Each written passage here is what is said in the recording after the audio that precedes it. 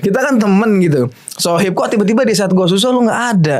10 jurusan kuliah yang disesali para lulusannya. Kenapa? Apa aja tuh? Gak tau ya. Anak kaget nih pertama kali pas anak klik dan anak baca.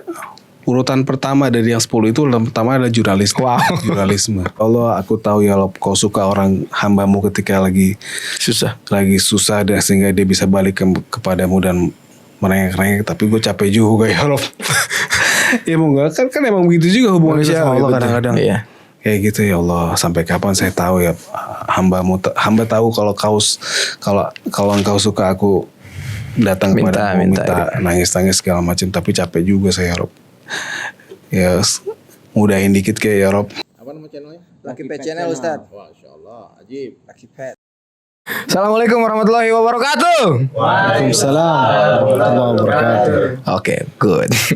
Lucky Pet Channel masih terjaga di tengah kancah berpacu dalam dakwah.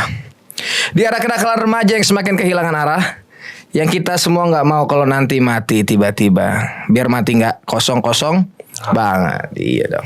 Jadi lo kalau pulang nanti di hadapan Allah punya hujah gitu seenggaknya, biar dikit biar banyak kita pernah kontribusi buat Islam. Gitu. Oke, di depan gue udah ada bintang tamu yang udah lama banget nggak ketemu ya Bang. Assalamualaikum Bang Surya. Salam. Langsung aja deh. Aduh susah salaman nih. lagi. Susah ya, singkirin aja Bang. Apa bebas. Ya di depan kita sekarang ada Bang Surya Farizal. Beliau memang dulu menggeluti dunia jurnalistik Bang ya. Alhamdulillah. Selama 20 tahun men. 20 tahun itu bukan waktu yang sebentar. Kalau kata karyawan itu dia kalau pensiun gede tuh dia. Uang apa nih pesangonnya. 20 tahun. Lu Mam nanti kalau kerja di toko buku sampai 20 tahun Mam pensiun. Oh itu banyak Mam.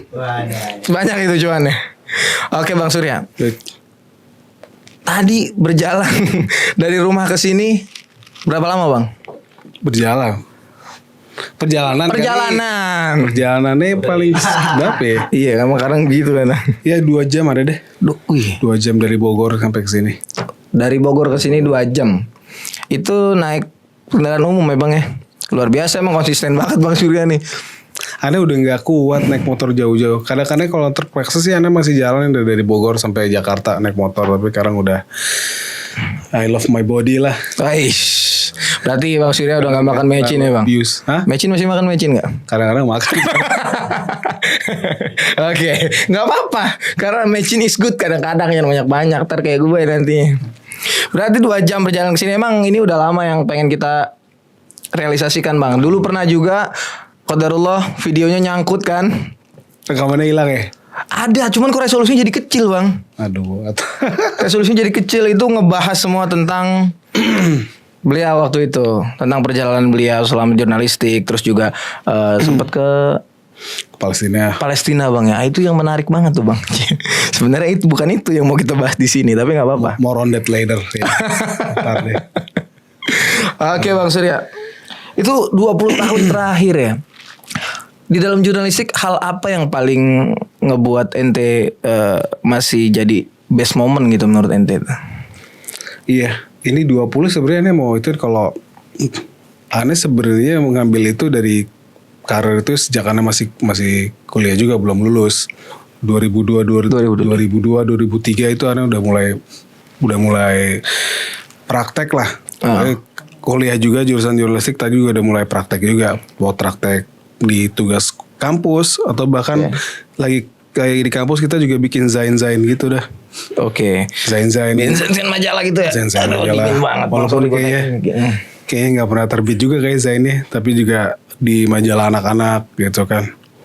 Sampai pernah diterima magang di kantor berita Antara, mungkin dari situ lah aneh ngambil lagi, walaupun itu masih kuliah, tapi aneh udah mulai nancepin itu sebagai apa ya, portofolio. Berarti bisa jadi titik mulai mulai bisa jadi portofolio juga ya. Emang bisa di portofolio juga. Itu Zainnya tentang apa Bang?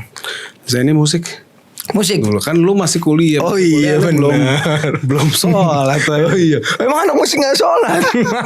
Emang iya sih identik. Iya kalau kata yang lain nih nanggung kalau misalnya anak-anak band sholat. Kenapa? Ada yang begitulah. Kenapa? Oh enggak apa-apa. Iya gitu. Kayaknya sih. Berarti lebih dong dari 20 tahun ya? Iya kalau ngambil benchmarknya dari tahun-tahun 2002 udah 21 berarti. Tapi aneh ngambilnya kadang-kadang amannya dari 2003 lah segitu. 2003 udah ngampus bang. Kan gue kampusnya tahun 2000 masuk. Buset. Masuk tahun 2000. Tahun 2000 saya masih SMP. Ya wajar lah. Iya, Bang. Ntar deh gue. Iya. Tapi ya segitulah. Allah kasih umurnya gue tahun Masya Allah. segitu. Berarti ente om manis sebenarnya. Ente om manis umur gue bro. 2000 udah masuk kuliah. Iya kan Zat? Antum? Sama gua. Tuh, sama. Seletingan kan? Sletingan berarti. Sleting ya? Nah, sletingan. Kalau dia sih lu tua emang. Ya tapi dari situ ada ngambil benchmark dari situ dan udah mulai serius. Dan udah banyak yang Anda dapatkan dari karir ini sebagai jurnalis. Dan Anda rasa Anda udah nggak punya ambisi lagi sebagai untuk meneruskan lagi yang lain-lain ya. Anda sudah ada merasa sudah mendapatkan semuanya dari profesi ini, walaupun Anda mungkin belum pernah jadi pimpinan redaksi satu media besar segala macam. Karena Anda juga nggak sono. Yang Anda pinginkan dari dulu ketika jadi wartawan dari awal jadi kuliah bisa liputan perang aja. Widih.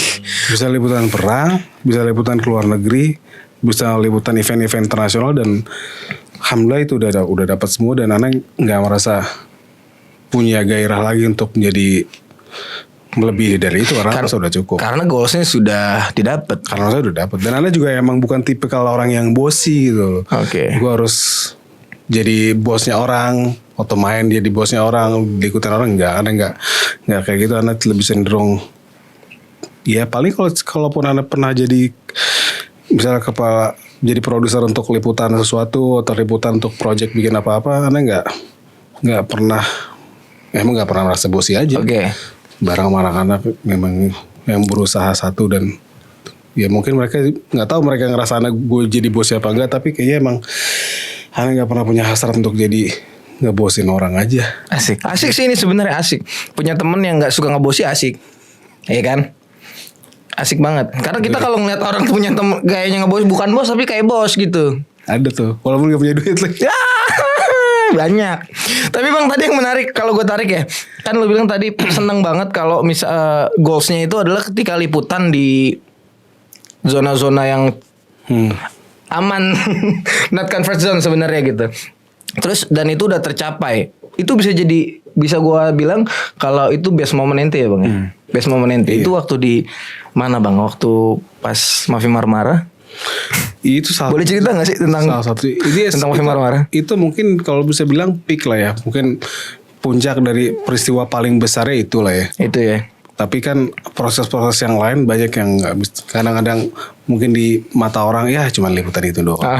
Apa gitu. Tapi ya itu hal-hal yang bisa jadi kadang-kadang lebih bermanfaat bagi Anda ketimbang karena kalau liputan Mafi Marmara ini udah jelas peristiwa gede. Apalagi Anda sampai ketembak segala. Asli. Cerita begini begitu. Tapi kadang-kadang udah capek juga ceritanya.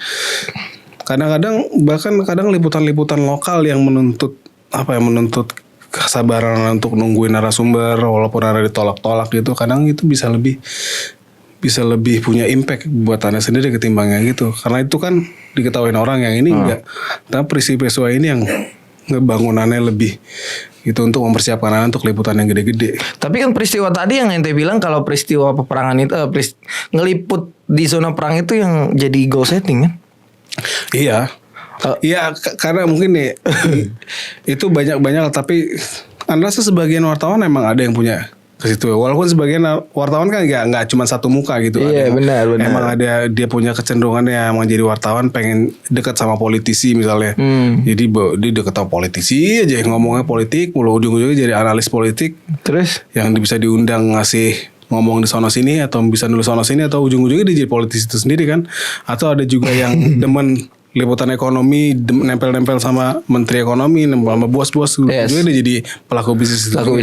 Ada yang demen olahraga sampai dia ngeliput event-event olahraga dia bisa jadi komentator bola ada segala macem. Tapi kan ada juga yang kayak tadi emang dia suka war zone gitu kan segala macem hal-hal yang kayak gitu atau orang-orang yang mungkin wartawan yang senang dengan isu-isu advokasi misalnya.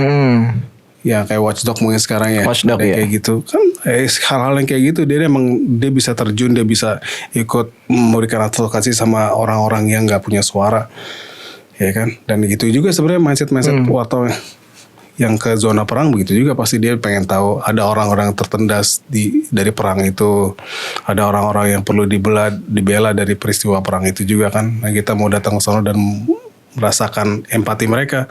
Ya padahal itu kan akhirnya jadi apa ya bahasanya, resiko yang lu terima itu kan nggak sama reporter-reporter yang masih bukan di zona konflik gitu. Iya nggak sama. Dan emang istilahnya ini nggak ada berita senilai seharga nyawa sebenarnya. Asli. Nggak ada berita seharga nyawa. Tapi mau nggak mau itu emang punya pancingan sendiri. Bagi sebagian orang mungkin ini cuma sekedar adrenalin apa? Crush apa?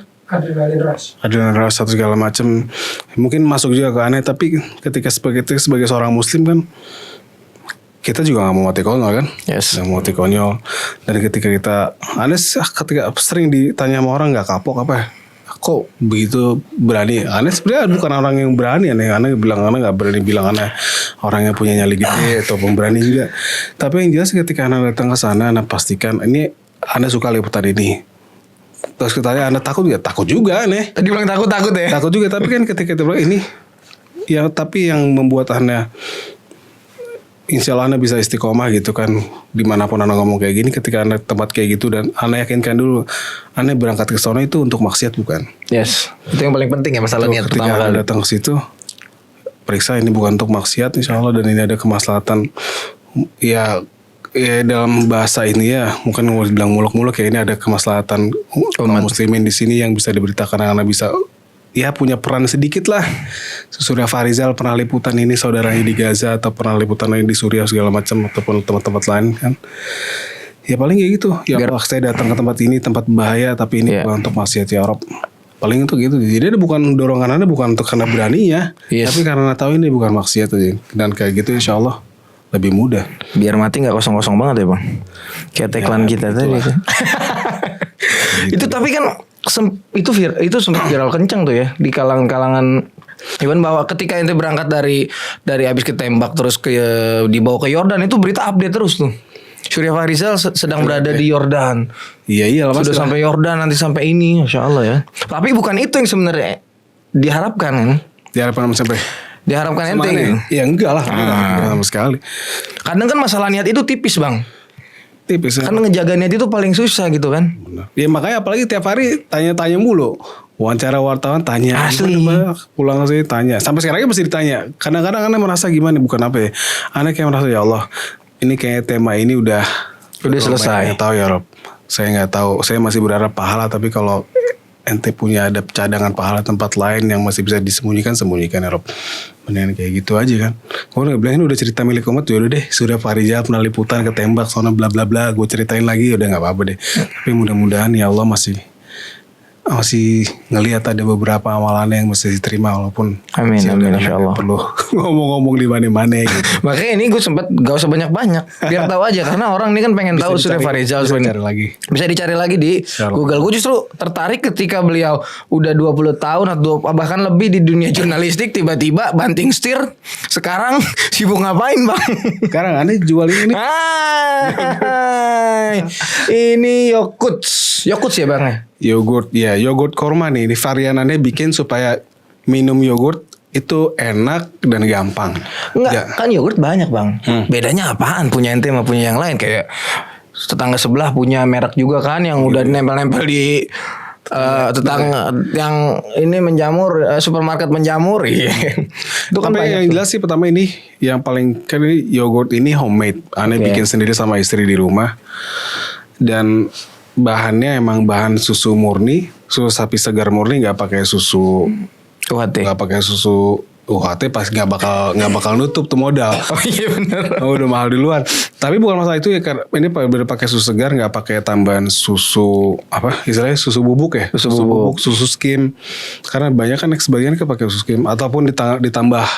Khususnya ini Anda nggak pakai air sama sekali. Ini murni susu yang Anda jadiin yogurt, kemudian Anda blender sama selai korma yang buatan rumah Ane sendiri. Selai korma. Selai korma. Ente juga yang buat sendiri itu. bikin sendiri. Homemade semua. Homemade semua. Dari my home to your home to everybody's home. Masya Allah, ini keren nih hashtagnya nih. Jadi emang. Itu hashtagnya emang itu. Iya, tadi Ane sempat jelasin juga. Tagline-nya begitu. Hashtag. Tagline-nya begitu. Iya, Ane berusaha produk yang Ane bikin tuh ibarat kayak seorang anak pengen ngasih bawa oleh-oleh ke rumah ibunya gitu. Dan ente bikin di rumah sendiri, Mak, saya bikin ini nih, Mak. Jadi Ane pengen rasa produk Ane tuh kayak gitu, punya koneksi dari dapur gua ke dapur lo gitu. Dari dapur gua ke meja makan lo gitu. Berarti memang buat kualitas terjaga banget ya? Ya insya Allah gue gak mau, istilahnya gue gak bakal ngasih sesuatu yang jelek buat orang yang percaya sama gue. Oke. Nggak cuma sekedar hubungan kita cuma sekarang gue jual, lu kasih duit ke Gua dapet cuan, gitu, lu selesai gitu. Gue pengen lu repeat order karena lu puas sama barang gue dan Ini sehat. percaya sama Ini sehat. Terutama yang penting ini sehat gitu. Ini sehat lah. Ini kalau manisnya ada gula-gulanya nggak sih? Pakai gula nggak sih? Kalau ini, tadi lu bilang kan ini 100% sugar free nih. Ini gak pakai. Walaupun ini manis manis banget. Tapi ini rasa manisnya benar-benar dari istilahnya gula buah dari si korma itu sendiri, dari buah kormanya. Manisnya dari kurma malah. Lu cobain dulu deh. Ya lu cobain. Kan kayak udah Gue sengaja biar disuruh nyobain gitu sama yang punya. Cobain Pet gitu. Kocok dulu lah. Wah. Ntar lu. Waduh. Udah mantep banget coy. Ada pengen ya? Dari tadi gue tahan di kulkas. Lu rasain deh lo. Makanya disuruhin Prem gak mau sih. Bismillah ya. Biar lu ini juga nih. Live reaction nih. Gimana nih? Wah ini Masya Allah kok. Ini jujur ya, wallah gue nggak doyan yogurt. Boleh tanya bini gue. Anak-anak gue, mereka beli yogurt, gue nggak minum bang. Nggak minum ya? Sorry nih gue sendiri ya.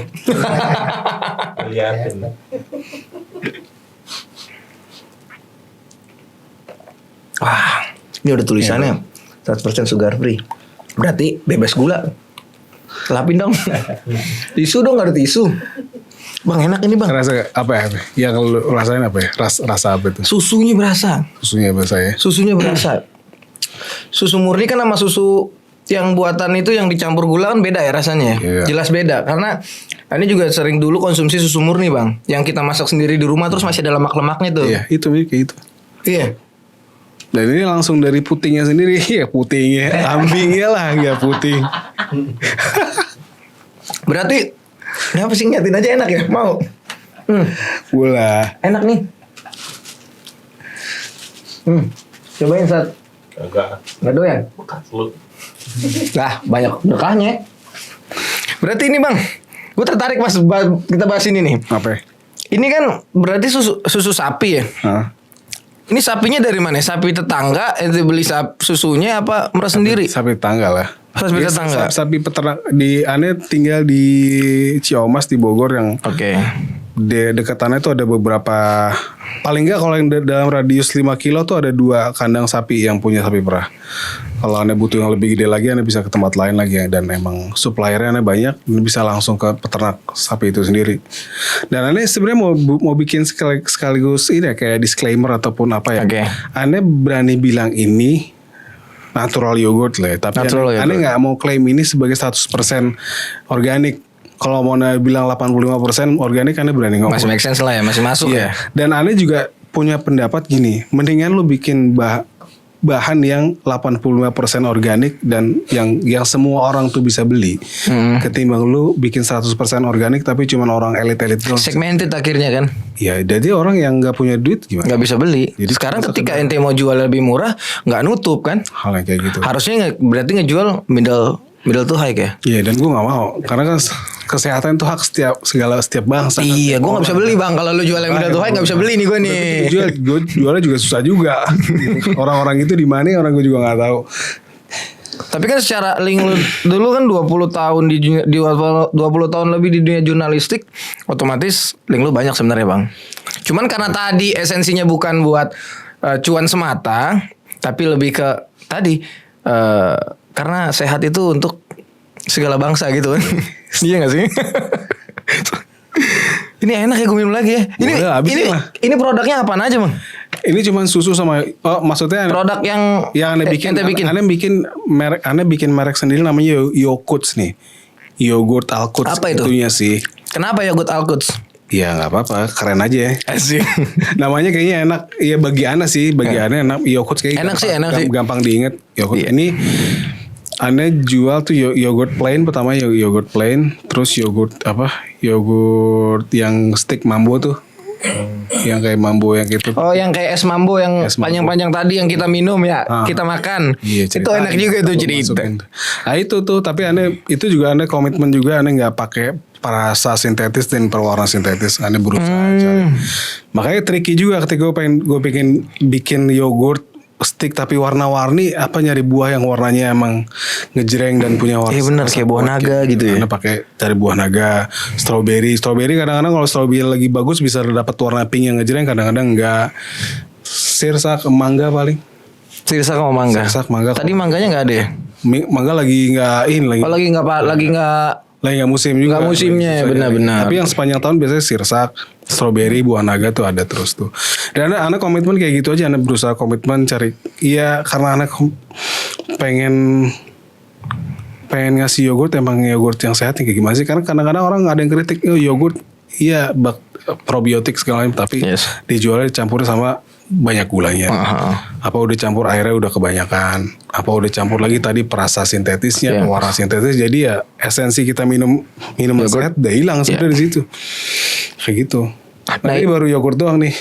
Yang sekarang burger yogurt nih. Itu selain yogurt apalagi ya tadi? Selain yogurt kan tadi yang produk-produknya kan itu ya, yang es mambo, yogurt juga. Selain yogurt ada lagi nggak? Ana lagi ngelis peternakan nih. Widih, luar biasa. Jadi ini farmer. Ana berusaha jadi Ana berusaha sekarang tagline full time farmer, part time journalist. Tapi jurnalis masih ngeliput. Masih. Kalau Kadang-kadang. kan, kadang-kadang ini masih. Ya Iya. sebulan sekali, sebulan 2 kali masih lah nih. Masih. Media lokal kan gue sempat denger Bang Surya tuh di media interlokal ya. Ya internasional, interlokal. Internasional sempet ya. Heeh. Itu di media itu. Di media kantor berita Turki, kantor berita punya Turki, Oh, oke. namanya Anadolu Agency. Anadolu Agency. Tapi Ana sebenarnya karir jurnalistik Ana tuh lama di majalah Hidayatullah.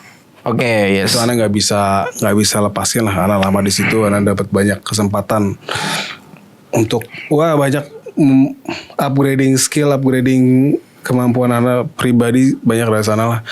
Dan banyak keleluasaan karena waktu itu mungkin belum sebanyak sekarang juga media. Yap. Terus Anda juga dikasih taufik sama Allah untuk punya banyak tuntutan liputan sana sini dan akhirnya ya dikasih kesempatan juga. Tapi tetap ya jurnalis tetap jalan, tapi yang full timernya ini menjadi seorang farmer kan. Iya, dan Anda berusaha lah. Anda mungkin tadi ketika ngomong 20 tahun kayak gitu ya. Terus sekarang beralih profesi nggak jadi farmer lagi ataupun berusaha nggak jadi jurnalis dan berusaha jadi farmer atau jadi businessman.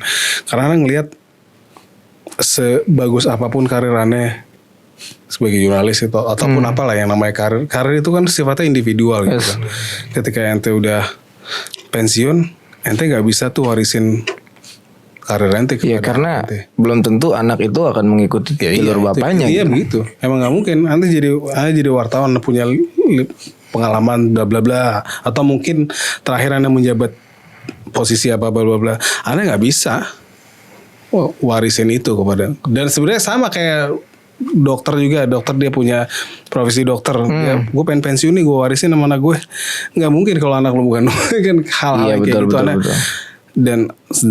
dan anak pengen banget, anak-anak tuh nggak terlalu ya kewajiban lah ya, walaupun nggak mungkin orang bisa dapat hidup yang mudah begitu aja, tapi anak pengen punya satu hal yang dia bisa wariskan ke anak-anak sehingga dia bisa fokus untuk tafakuh fiddin, dia bisa fokus dakwah dan lain-lain. Jadi anak bisa ngasih suatu hal yang meringankan dia untuk dakwah ke depan aja.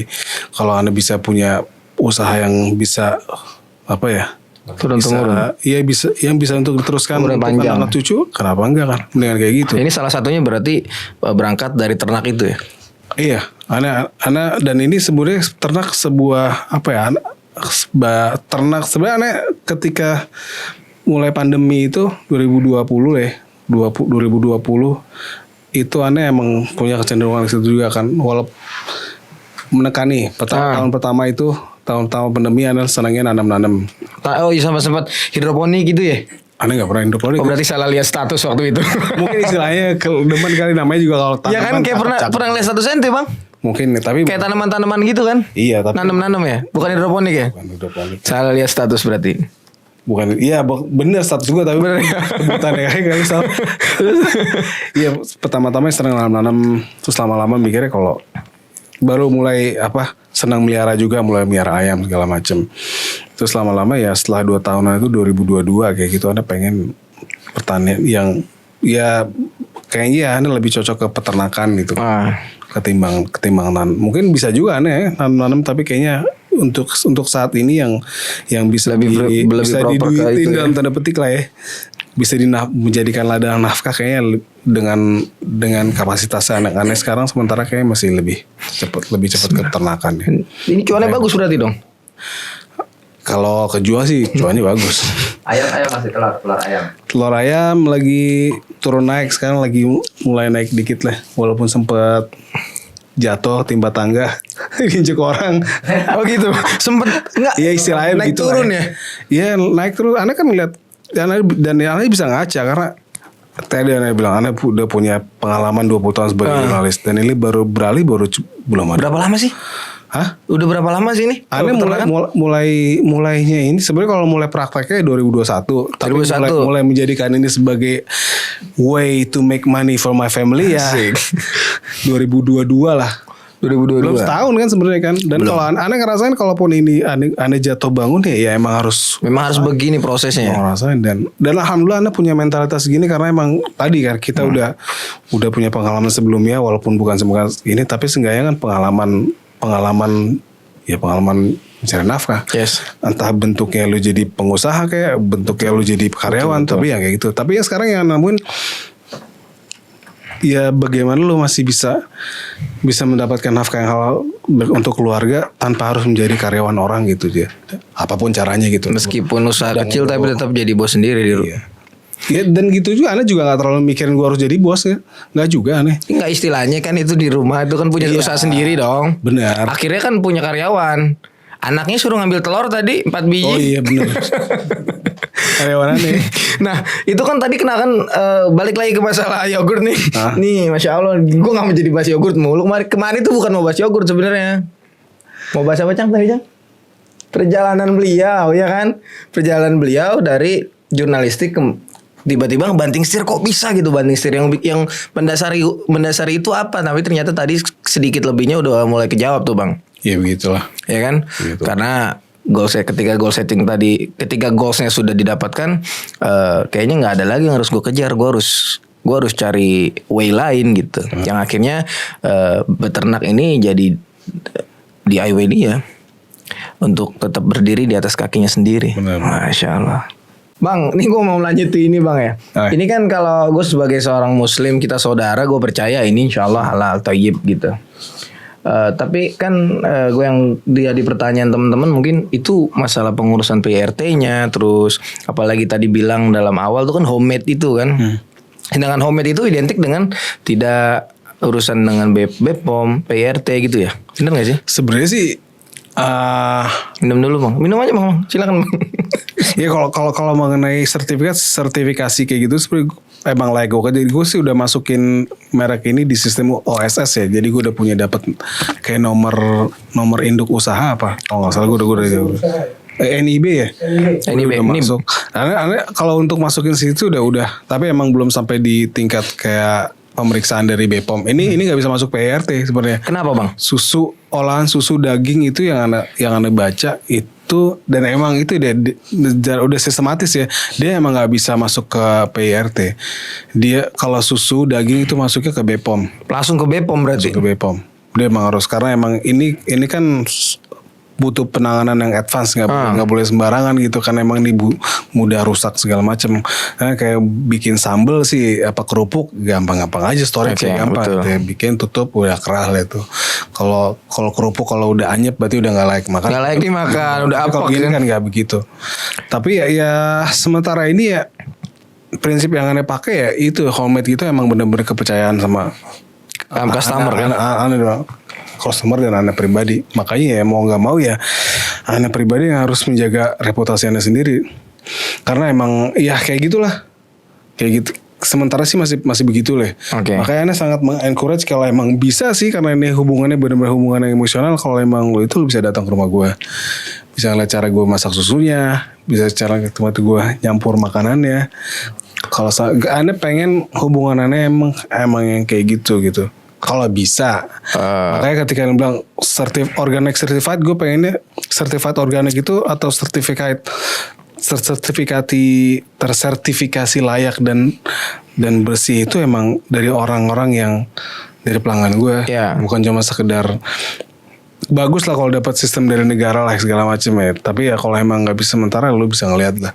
Gue sangat terbuka dengan produksi gue sendiri juga sih. Iya, tapi karena kan kalau misalnya udah mulai mengikuti standarisasi dari BPOM tadi, otomatis orang akan berpikir ini akan bisa dikirim ke seluruh Indonesia. Makanya itu dia yang gue itu kan ketika hal itu udah masuk ke rantai istilahnya rantai apa ya? Bukan. Kalau ketika lu masuk ke supply chain-nya ke minimarket, itu kan lu butuh kayak gituan. Pasti. Butuh. Kan tapi aneh nggak nyasar penjualannya kayak gitu sih. Oh, sampai hari ini belum ada kepikiran ke sana? Atau memang enggak? Aneh berusaha enggak. Berusaha untuk enggak. Oh, luar biasa. Idealis sekali Bapak ini. Aneh berusaha enggak. Makanya tadi kalau emang bisa gue bikin ideal, gue bisa bikin toko dan orang bisa datang sendiri, bagus. Kalau enggak sekarang ya mungkin gue ya. Bahkan ini kan dibikin juga fresh juga kan. Oke. Berdasarkan pesanan orang, emang gue kerjain, gue kirim. Kayak gitu aja. Aneh nggak berusaha untuk masuk ke supermarket, penetrasi ke kayak gitu enggak sih. Jadi memang kalau ibarat anak band itu indie label ya, nggak mau diatur sama label. Iya. Tapi ngarepin duitnya duit major label. Tapi insya Allah bisa lah kalau begitu bang. Nggak ada nggak mungkin sih sebenarnya gitu. Kalau Ini kita kan sebuah apa ya? Ini mungkin sebuah mindset yang aneh simpulkan dari pengalaman selama ini dan yang Anda cobain karena berusaha nggak mau terlalu terikat sama aturan-aturan orang yang mendefinisikan sukses tuh kayak gini apa kayak gitu loh. Lu kenapa Mik lu? Ini gue jatuh mulu begini mulu. Gue jadi nggak fokus dengerin nih. Ini siapa yang nyeting sih tadi? Udah bang, oke bang, lanjut bang. Oke. Santai kan, kita ngobrol santai aja kan. Cuman kan tadi lu bilang gue kalau ngobrol nggak kelihatan muka rasanya kurang gitu. Ya udah sekarang kita kelihatan. Oke lanjut bang. Gimana tuh? Tadi masalah itu. Yang sertifikat halal sama itu ya? Iya emang tetap kalau di pendaftaran sih gue lagi berusaha emang, tapi emang selama ini belum. Nah, jadi sekarang sebenarnya ya emang benar-benar sistem kepercayaan antara gue sama customer aja.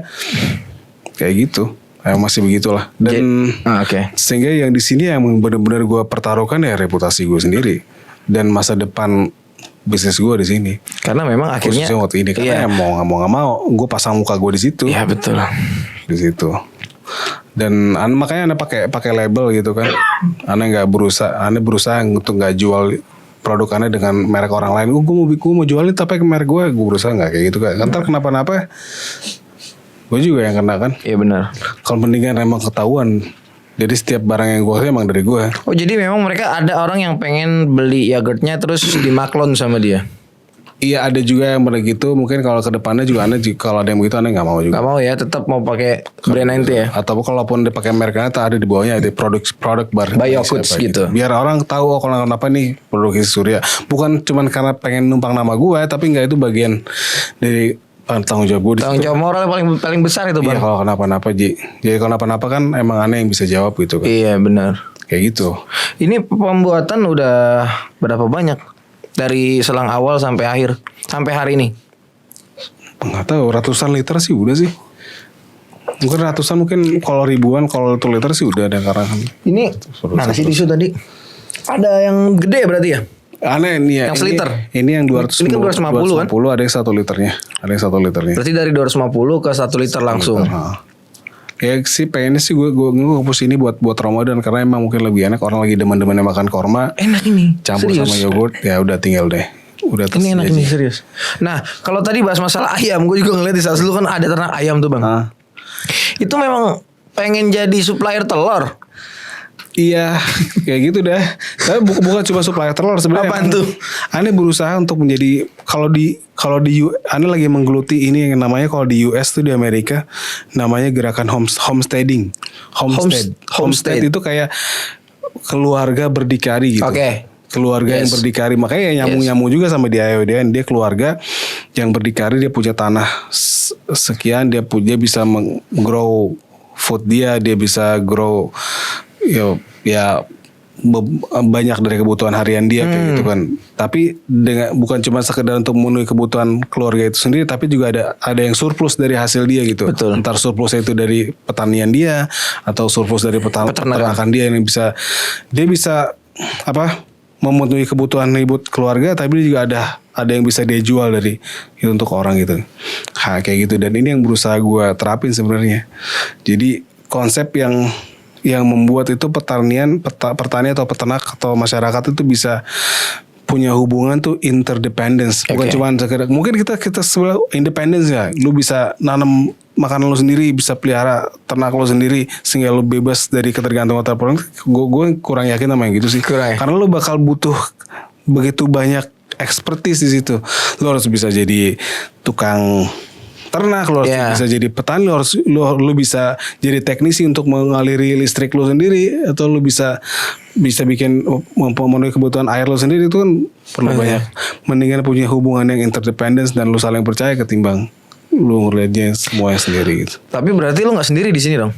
Di mana? Di mendirikan peternakan ini, terus yogurt ini nggak sendiri berarti? Berdua sama istri lah. Tapi selain istri? Enggak. Pernah sempat ada yang bantuin, tapi ya udah jalan lah. Ternyata emang gerakan homestead ini emang lebih enak dikerjain, emang rintis sendiri emang sih. Sendiri, ntar kalau udah gede baru lo bisa ngasih contoh buat orang lain dan bisa aplikasikan. Sejauh sih belum banyak sih di Indonesia yang gue lihat yang melakukan. Mungkin ada yang orang bule bikin homestead di sini di Indonesia terus dia bikin, tapi ya mungkin itu skala kecil lah, orang-orang petani organik mungkin ada yang bikin ya, tapi belum begitu kedengaran tuh hal yang kayak gini. Jadi anda berusaha kayak gitu aja sih sekarang. Tapi kan dengan lo kayak begini kan sebenarnya sebelumnya ente punya privilege bang. Apa tuh privilege-nya? Privilege-nya ya ente dikenal banyak orang juga sebenarnya. Iya. Dengan ente punya usaha banting setir dari jurnalis tiba-tiba ke itu, sebenarnya itu lebih memudahkan jalan ente insya Allah gitu kan. Ya mudah-mudahan lah, amin lah. Tapi sih aneh gitu, aneh belajar karena walaupun ente kenal banyak orang, nggak semua orang itu emang bisa dia andalkan. Ujung-ujungnya emang Allah yang bantuin. Betul sepakat. Ketika aneh ngerasain lah, aneh ketika ngerintis peternakan ini ya nangisnya aneh udah ngerasain. Nangis sambil megang kambing atau kambing yang mati, kambing yang lahir. Ternak yang bengek-bengek segala macem yang harus ente urusin bejibaku, badan bau tai ayam, badan bau tai kambing gitu. Oke. Udah rasain juga, dan itu emang balik-baliknya Allah yang nolong ente, bukan teman ente, bukan yang lain-lain. Itu yang pertama emang Allah pengen ngajarin ya, ana uhi wa umit. Masya Allah. Allah yang menghidupkan, mematikan, Allah yang membuat lo sukses dan lain, Allah SWT. Jadi dan dia itu aneh nggak tahu mau bilang apa ya, tapi jelas emang aneh ngerasain hal ini emang sebuah kepastian ya. Ya seberapapun ente, wah lu banyak temen ya enggak? Alhamdulillah banyak temen, masih ada yang mau kenal gue ya. Tapi sebenarnya emang lu bakal sendiri jalan Allah terus. doang ya akhirnya gantungan ya. Emang Allah pengen minta lu ke sono. Apapun itu sebenarnya. Jurnalistik aneh pun begitu juga sebenarnya kadang-kadang. Pasti begitu. Tapi aneh pun banyak nemuin hal yang kayak gitu-gitu juga. Hal-hal yang emang ketika lu, wah gue punya koneksi sana sini. Tapi kalau lo blok mau gimana? Ya kan? Nah ini mungkin buat gue pribadi sama temen-temen juga, ketika lagi ada di posisi terpuruk, jatuh, emang kita kadang baperan sendiri bang.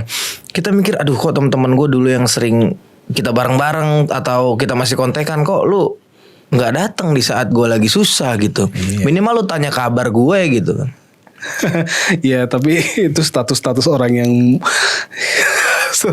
yang apa ya, kayak ada sering baca status gitu, tapi tapi nggak dibikin status juga bang. Iya, tapi maksudnya kita bertanya sama diri kita sendiri gitu kan, dulu teman-teman gue yang kemarin kemana gitu. Kita katanya friends not benefit. Kita kan temen gitu, sohib, kok tiba-tiba di saat gue susah lu nggak ada. Alhamdulillah. Alhamdulillah, Cik. Alhamdulillah karena emang jelas Allah tuh pengen bikin lu balik ke dia bener-bener semata-mata, bro. Emang bener, bro. Sampai gue ya Allah, aku tahu ya Allah, kau suka orang hambamu ketika lagi susah dan sehingga dia bisa balik kepadamu dan merengek-rengek. Tapi gue capek juga ya Allah. Ya mau gak kan emang begitu juga hubungan kita sama Allah kadang-kadang. Iya. Kayak gitu ya Allah, sampai kapan saya tahu ya hamba tahu kalau engkau suka aku datang kepadamu minta nangis-nangis segala macam, tapi capek juga saya, Rob. Ya mudahin dikit kayak ya Rob. Kadang kita meminta memaksa juga emang sama Allah, jujur betul. Ya tapi ya karena sebenarnya Allah senang tuh Bang ya. Iya, Allah senang. Kita lagi ngerengek. Allah senang. Tapi ya Allah ya kalaupun gitu, makanya yang aneh berusaha aneh pakai mindset di kepalanya ya sesusah apapun jangan dicabut tuh nikmat tuh, selalu husnuzon sama Allah sih. Itu yang paling penting. Itu lagi susah banget ya Rob. Gue gak tahu. Saya bukan orang yang sabar, saya bukan orang yang rajin bla bla bla. Ini itu saya nggak ada apa-apa yang dibandingin sama wali fulan, Syekh fulan ya Rob. Tapi kalau bukan sama ente siapa saya mau mengeluhkan. Yeah. Jangan hilangin sifat-sifat yang kayak gitu sama Allah. Jangan sampai minta ya Allah saya masih paling enggak walaupun saya bukan orang yang abid, tapi sifat saya punya sifat husnuzon sama engkau, jangan cabut. Itu aja minta kayak gitu. Oke Bang. Yep. Gue tertarik masalah tadi jurnalistik. Balik lagi kita ke sana. Lo kan udah dari jurnalis terus lo jadi cabut dari sana membangun merintis berdikari ini kan. Apa namanya? Homemade. Lalu tiba-tiba sekarang gue mau tanya, masih relevankah jurnalistik hari ini di tengah anak-anak muda? Asik. Iya. Sebelum Ane jawab masih relevan apa enggak sih, Ane pernah dapat link satu artikel itu tentang 10 jurusan kuliah yang disesali para lulusannya. Kenapa? Apa aja tuh? Nggak tahu ya. Ane kaget nih pertama kali pas Ane klik dan Ane baca. Urutan pertama dari yang 10 itu pertama adalah jurnalis. Wow. Jurnalisme. Asli Ane bilang. Terus dia bilang, jadi itu paling top tuh, nomor 1 jurusan kuliah yang disesali para lulusannya ternyata jurusan jurnalistik. Dan Ane kaget sekaligus Ane bisa memaklumi karena emang ternyata yang paling jelas sih kalau ketika Ane baca dari artikel itu adalah para lulusannya itu nggak menyangka bahwa harga yang mereka bayar untuk kuliah dan lulus dari itu yang mahal itu juta, mungkin bisa aja sampai 100 ya karena sekarang Anda lihat aja beberapa jurusan jurnalistik itu satu semesternya bisa hampir 15 jutaan lebih satu semester. Dulu yang aneh dulu tuh satu semester cuma 1,8. Wow. Jadi sekarang nih mereka harus bayar segitu, dan kalau diakumulasikan sampai mereka lulus S1 mungkin bisa hampir 1 juta mungkin lebih gitu ya. Sementara ketika mereka masuk ke dunia kerja paling bantas mereka dapat gaji bulanan 2,5 juta. Kayak saya paling gede UMR lah gitu ya. Iya kayak gitu. Nggak worth. Nah, salah satu yang Anda lihat kayak gitu. Dan kedua yang Anda lihat sekarang ternyata emang udah terlalu sumpek juga. Media massa udah terlalu banyak. Lulusannya juga terlalu banyak, dan sehingga tapi apakah menurut Anda sih walaupun begitu tetap wartawan itu tetap relevan karena nggak semua, walaupun sekarang kita udah banyak orang yang bikin konten bisa bikin konten viral lucu apa segala macam, tapi ketika mereka bikin konten yang bisa diverifikasi dan tanggung jawab kan nggak semua orang mereka bisa. Dan tugas jurnalis kan itu begitu juga. Tugasnya adalah dia membuat sebuah produk yang fakta yang diverifikasi, fakta yang dikonfirmasi sehingga bisa memberikan informasi yang bertanggung jawab lah terhadap publik. Jadi kan sebenarnya jurnalistik aslinya seperti itu ya. Tetap relevan untuk, tapi emang dia menurut Anda nggak bakal bisa untuk banyak orang banget gitu kan. Jadi kalau sekarang Anda ditanya apakah perlu nggak pemuda muslim ini, tergantung, tapi Anda nggak terlalu mendorong sih. Kenapa gitu Bang? Nggak terlalu mendorong orang untuk jadi wartawan saat ini.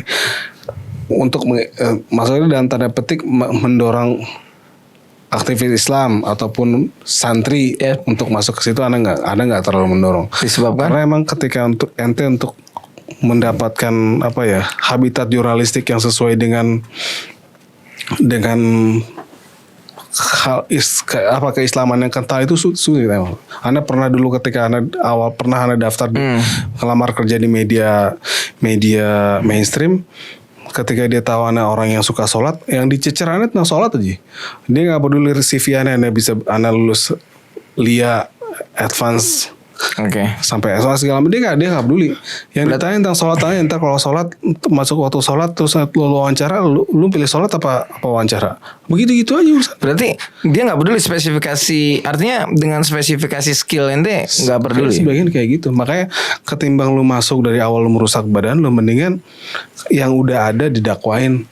Mereka udah punya skill dan kalau mereka kita bisa dakwah bisa masuk, dan anak yakin dakwah bisa masuk kemana aja sih. Kadang-kadang kita nggak harus memaksakan diri untuk masuk ke komunitas tertentu, tapi mereka sendiri yang datang ke kita, dan lihat ada kecenderungan kayak gitu sekarang. Oke. Yang penting kita bisa fokus, kita konsisten dengan apa yang Allah perintahkan sama kita kan. Dan kalau selama kita khalis, kita jujur ya, insya Allah seberat apapun medan dakwah ataupun seberangsak apapun mereka, kalau memang Allah udah kasih mereka panggilan untuk menerima dakwah, mereka akan datang sendiri kadang-kadang. Ya, mendingan dakwahin atau warnai media yang udah ada ketimbang Ngebangun dari nol lagi. Ente ngempanin santri yang udah bagus gitu kan, tapi ketika mereka harus survive di situ, mereka akan kehilangan kesantriannya, kehilangan hafalan Qurannya untuk merintis karir jurnalistik. Tapi kan artinya regenerasi tentang menjadi seorang jurnalis itu penting dong Bang. Regenerasi untuk, maksud gue regenerasi yang jurnalis ini nanti jadi jurnalis yang selain dia punya selain dia punya jiwa yang kuat, mental yang kuat, yang kedua dia punya izah yang tertancap di dadanya gitu. Iya, tapi tetap penting walaupun cuma untuk segelintir orang doang sih. Tapi ya gitu, kalau kita mendapatkan yang platform jurnalistik yang bagus, nanti nggak bisa mendapatkan itu di media Islam, karena media Islam juga kan udah semakin langka, dan kalaupun ada nanti nggak bakal bisa mendapatkan jenjang karir yang bagus di situ. Sedangkan untuk mendapatkan skill ya nanti perlu emang media yang mapan itu udah mau nggak mau kita anti kemapanan kayak anti kemapanan tapi masih pakai iPhone. Kalau untuk urusan ini emang nggak bisa macam-macam. Oke. Itu suatu keniscayaan lah untuk jadi wartawan yang bagus gitu, Bo. Luar biasa. Brother Villa. Bang Surya, thank you. Yes. Terima kasih banyak udah mampir ke studio kita dari jauh kan. Mana bawa yogurt ya. Yogurtnya lagi. Kurang banyak tapi. Siap. Yang banyak beli. Ini kadang nih temennya dagang ya kan. Bukan dibeli, mintanya tester mulu. Imam ya. Masya Allah Bang. Nah terakhir deh sebelum gue tutup, ini gue bisa dapetin di mana nih teman-teman kalau yang mau beli, dan sistemnya gimana Bang? Kalau misalnya dia jauh jaraknya. Tapi sementara ini masih bisa di ordernya by manual sih ya. Ini bisa dilihat di Instagramnya Yokuts Yogurt. Bisa ke Instagram, bisa cari Yokuts Yogurt. Ntar lo bisa di situ ada cara mesannya lah, bisa kelihatan situ, dan bisa langsung gue terima sendiri. Order bisa dikirim ke Jabodetabek pakai Paxel ataupun ke mungkin sampai ke Bandung, Jogja. Selama itu dia bisa di cover sama Paxel, dia insya Allah bisa. Paxel berarti Paxel. harus Karena one dia day punya, ya, satu hari sampai ya. Bisa next day bisa juga. Next day-nya tapi nggak nyampe 3 harian kan, bisa basi kan? Kalau emang perlu 3 hari, kalau selama dia ada Paxelnya, insya Allah aman. Oke ya, selama itu karena ya. Paxel itu dia punya sistem estafet, jadi dari setiap pos itu dia punya pendingin. Oh, storage lagi. Oke. Jadi kalaupun dia misalnya nyampe sono, misalnya next day nih dikirim hari ini, dia harus bermalam di tempat bermalamnya itu udah masuk ada storage dulu tuh masuk mereka. Storage juga, cold storage. Jadi ketika dikirim tetap bagus. Berarti aman lah insya Allah ya gitu. Kalau ya. untuk Paxel emang dia spesialis buat. Cuman berarti marketplace belum ada ya Bang? Marketplace belum sih. Berarti langsung ke Instagram, nanti direct langsung ke WA ya. Direct situ. Untuk teman-teman yang mau order buat puasa Ramadan ini oke sih. Perut nggak langsung biasa kan kalau habis makan yogurt kok mules gitu kan, pengen boker-boker ya. Entah itu apa ya. gua Insya nggak Allah kalau ngerti itu. kadang-kadang kalau makan buka puasa kan kalau kita makan yang itu bisa perih ya kalau terlalu berat ya. betul. Kalau insya Allah kalau kita makanya bagusnya emang minum probiotik dulu di awal baru makan berat sih. Biar kerja lambung itu lebih ringan kan. Kan tadi kan berapa belas jam kosong nih, nggak ada yang diapa-apain. Nggak kerja itu. Ya nggak kerja, tiba-tiba makan berat kan pasti berat. Betul. Kalau di ini udah kayak dikasih pelumasi dan lain-lain deh. Untuk berarti harus dikasih pelumas dulu, bener. Yoi. Bener emang harus pelumas dulu. Kalau langsung dihantam yang kuat, itu akan berbahaya dan itu bisa lecet untuk perut kita. Oke teman-teman, barakallahu fikum. Bang Surya, thank you sekali lagi. Jangan kapok-kapok main ke sini ya. Insya Allah enggak. Nanti selain ketoprak kita sediain lagi yang lain. Oke teman-teman, jangan lupa di follow, like, comment, dan subscribe. Jangan lupa juga di share. GoFed, Surya Farizal, kita pamit diri. Lucky Pay Channel, biar mati nggak kosong-kosong banget. Peace out. Assalamualaikum warahmatullahi wabarakatuh. Waalaikumsalam warahmatullahi wabarakatuh.